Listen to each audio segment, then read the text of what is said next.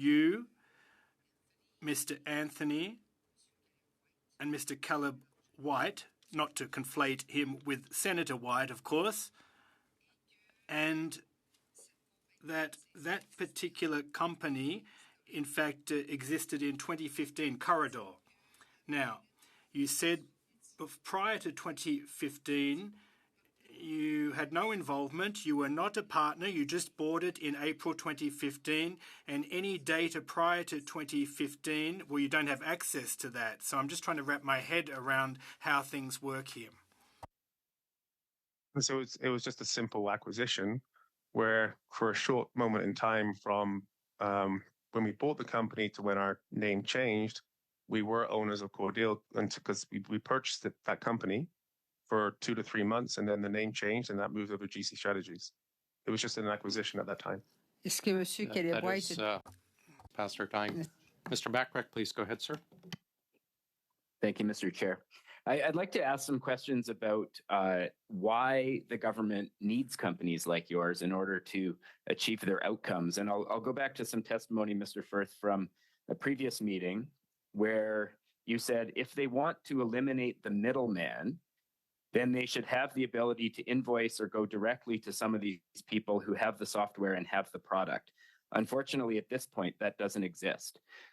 Why isn't the government able to go directly to vendors and invoice them directly for their services? So my understanding is you have to become a qualified vendor with PSPC. And I think my understanding is it's a pretty arduous task to try and do that. And a lot of people don't want to do it. Like whether you're an independent or whether you're a firm, a lot of people are okay with having a middleman to navigate those potential hurdles for them. So typically by choice, and the ones that do want to do become a qualified vendor and have the opportunity to go direct to the government. So I guess I'm a little bit unclear here. So the government has these criteria in place and these processes to ensure that vendors are qualified. And the way that vendors can get around that is by, instead of working directly for the government, they could work for another vendor that is a qualified vendor. Is that correct? So what I'm saying is that every person that right now currently can't go direct, any firm that currently can't go direct to the federal government has the opportunity to. There's a process they can follow to become a qualified vendor. The people who typically go through firms like myself are either the ones that don't already immediately have the qualifications to do so, or are just choosing not to. And then the other ones are independents that would not need to. In your view, is the government's internal IT capacity a constraint on directly procuring IT services? Absolutely. I think it's a combination of things. Yeah. In 2013, the federal government reduced the IT capacity significantly through cuts to internal IT departments.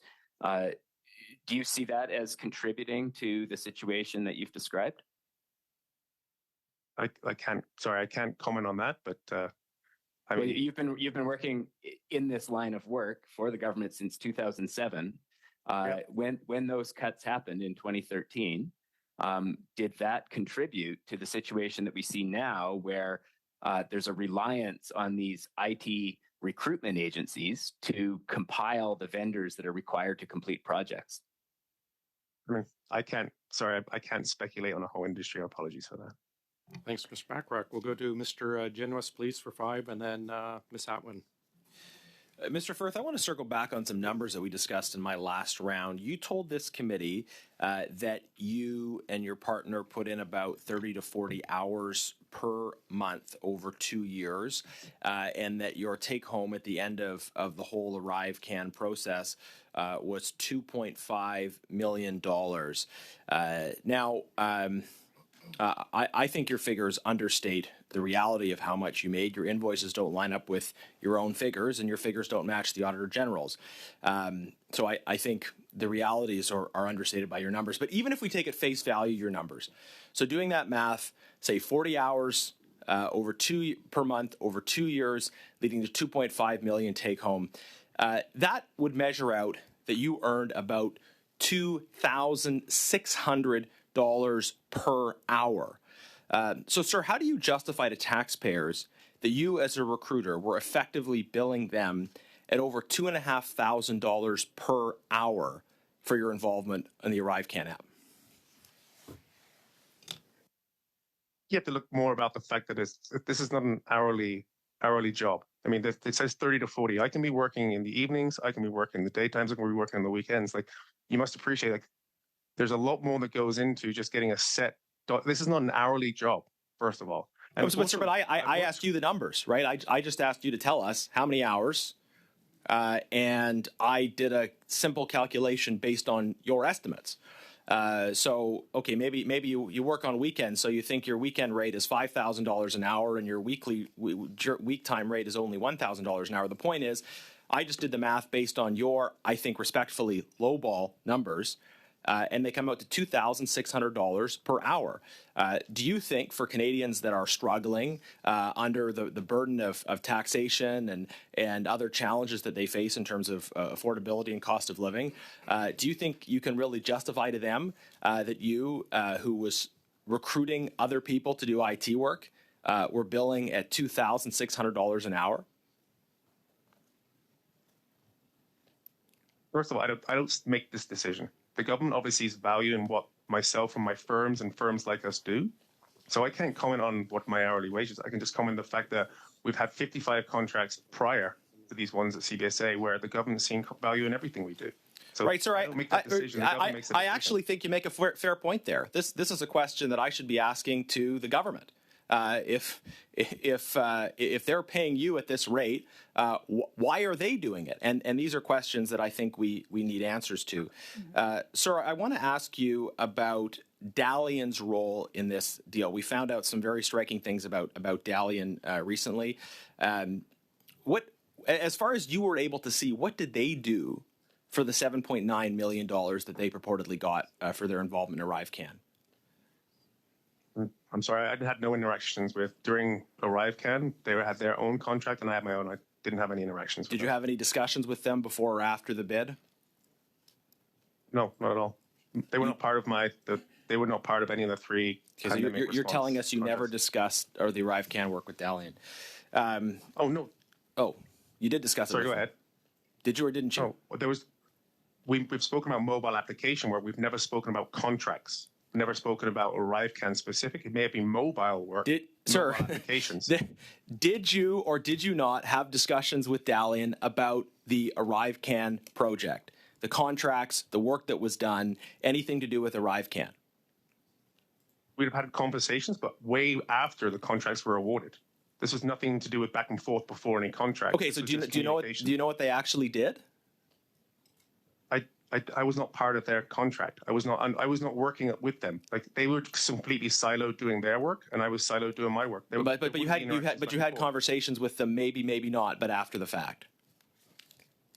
We never had conversations prior to ArriveCAN contract awards. We speak. Sir, I have one more question. This is respectfully getting nowhere. My colleague asked you that the Auditor General found that GC Strategies were involved in the development of a contract from the Government of Canada valued at $2.5 million for your firm received in May 2022, that you were involved in the development of that contract. Could you please tell us, sir, who did you communicate with the Government of Canada for the contract received in May 2022? We want the names, and I would ask you to answer that question. I would ask the chair to put that question to you on behalf of the committee and insist on an answer. And an answer right now. Are you clear on the question, Mr. Firth? I am. And again, I'm standing strong with what I've said before. This is being pushed by the committee to put all these allegations up against me and my firm to the RCMP. And at this point, if there's an ongoing investigation, I'm not prepared to comment on it right now. Just on a point of order, what you think my motivations are for asking the question is not at all germane. I'd like the chair to put the question to you, and you have an obligation to answer it, whether you want to or not, because of the rules that apply to Parliament, to its committees, and to witnesses who come before it. So, Mr. Chair, could you put that question and insist on the answer? We would appreciate an answer, and the fact that you've stated yourself you have not been, or GC or your partner have not been contacted by the RCMP leads me to believe perhaps they're not going down that path with you. So I think the committee and taxpayers would appreciate a response to Mr. Genuis. Appreciate the question there, Chair. But the truth is, I mean, what's being reported on Twitter, and as a result of some things that are said here in this committee, and the fact that it was pushed by most of the committee members, with everybody that's coming forth with this, to push all information to the RCMP, I have to assume that that actually is happening. And even PSPC and the Auditor General have said they've moved their information over there. Right, but and again, and I'm sorry to interfere, Mr. Genwes, or intervene, but you've stated yourself they haven't started anything with GC. I'd hate to ask for not be able to get any responses based on a supposition that they may one day. I think it's a fair question. Would you please provide an answer? Would you mind if I just take 2 seconds with my lawyer, please? Of course. Just turn off your mic, please. Thanks.